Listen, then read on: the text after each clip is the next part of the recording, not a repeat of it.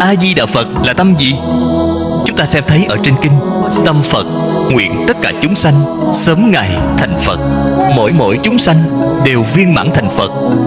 Đây là bổn nguyện của A Di Đà Phật. 48 nguyện, mỗi nguyện đều là vì giúp đỡ chúng sanh viên thành Phật đạo. Chúng ta phải phát ra cái nguyện này, toàn tâm toàn lực giúp đỡ tất cả chúng sanh đoạn ác tu thiện, giúp đỡ tất cả chúng sanh chuyển mê thành ngộ, giúp đỡ tất cả chúng sanh cầu sanh tịnh độ. Làm thế nào giúp đỡ?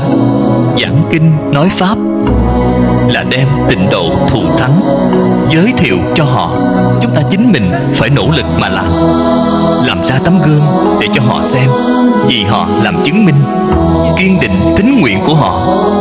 Đây chính là hạnh của Di Đà. Tín nguyện giải hành đều đồng Di Đà.